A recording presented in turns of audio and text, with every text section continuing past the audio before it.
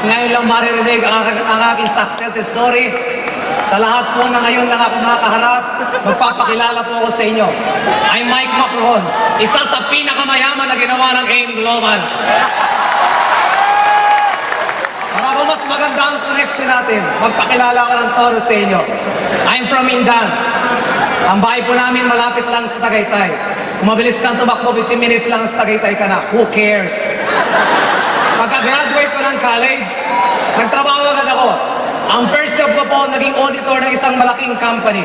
Auditor ng Tagaytay Highlands International Gold Club Incorporated. Masaya po maging auditor. Kasi ina-audit mo ang ginagawa na yung mga managers, kaya takot sila. Kaya lang nakaka-boarding maging auditor. 8 to 5 papasok ka, puro computer, puro papers. Patingin sa lahat, kaya nakaka-board yung mga kasamahan kong babae, hindi naman kagandahan ang mukha, babati pa sa'yo. Good morning, Mike. Anong morning ang pangit mo? Ayaw ko po ng pangit kasama. Yan nung na-board na po ako maging auditor, nag-apply po ako sa SM. Sino na po nakapunta na SM? Nakakita na SM. Narinig na may SM. Nag-apply po ako sa SM. Siyempre, dahil ako'y gwapo, natanggap agad. Tinanggap ako ng SM as Customer Service Supervisor. Masaya po maging visor ng customer service. Kasi marami kayong hawak na section. Hawak po namin yung SM Bills Payment, SM TicketNet, SM Advantage, SM Returns, Files Counter, Gift Profit Information Operator, Sanitas, at lahat ng mga complaints. Under po yan ng customer service. Lahat po sa SM ay ginawa ko. Nag-OT po ako ng todo.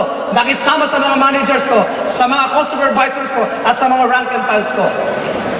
Ako po ay lahat ng trophy na pwede mong matanggap sa SM ay nakuha ko.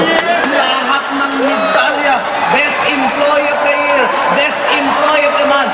Pero isa lang ang napansin ko, kahit isang bisikleta, wala akong nabili. Ginawa ko naman ang lahat. Nagsipag ako at nangangarap na one day makukuha ko ang aking pangarap. Dahil isang araw ay magiging manager ako. Pero nagkamali ako. Until one day. Isa po sa mga rank and file ng SM ay nanlilisik ang mata. Gigil na gigil, tanghaling tapat at bumabati sa akin. Sir! Good morning! Anong morning? Tanghali na. Sir, sa negosyo namin ay laging morning. At sir, umating ka ng seminar at yayaman na tayo. Anong yayaman? Iyong Meralco mo, bayaran mo muna. Putulang tuang ang ilaw sa bahay mo.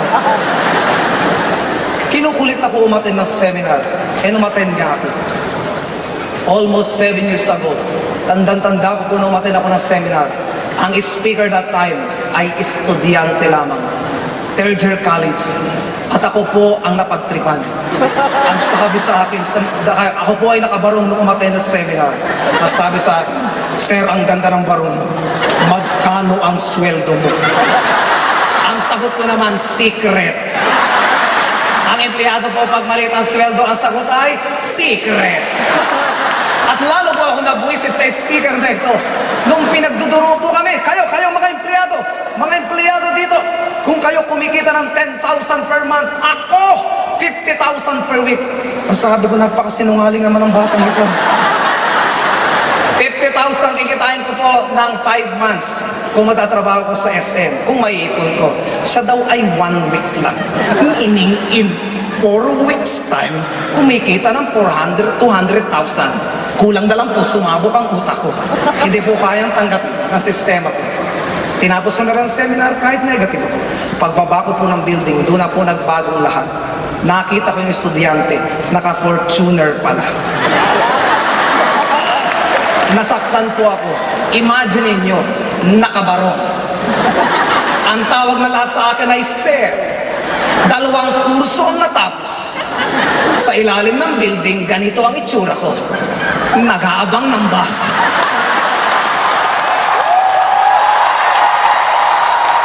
Samantala ito estudyante, naka-Fortuner na. Kaya nilapitan ko na po, binabahan ko na yung pride ko. Sabi ko ay tutoy pa rito ka. Ano ang ginawa mo? Ano ba ang dapat kong gawin para yumaman din akong gagaya mo? Ang sagot mo ng bata, Sir, magpitong ulo ka. Ang walang yung batang ito, isa lang ulo ko, pagkipitong pa ako. Hirap na nga ako sa isa. And the rest history.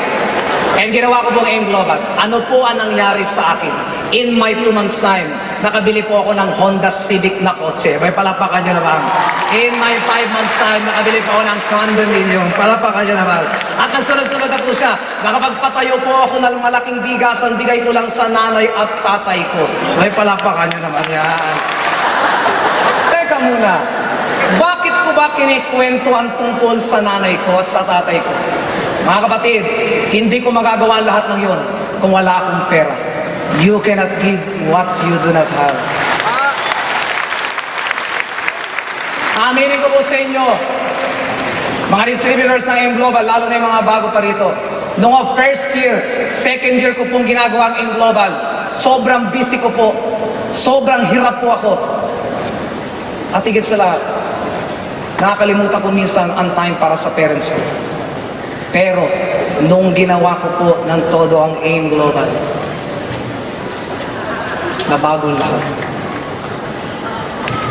Nabago ang lahat ng sitwasyon sa family. Well,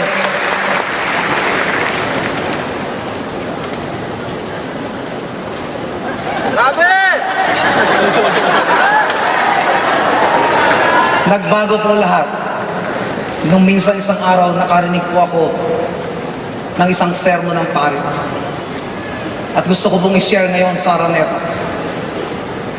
Sabi doon, sa mundong ibabaw, ang babae ay hindi mabibilang. Ngunit ang ina ay iisa lamang.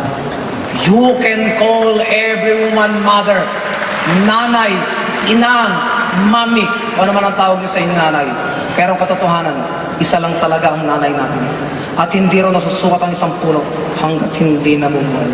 Hindi rin nasusukat ang kahalaga ng isang ina hanggat hindi pumapanaw.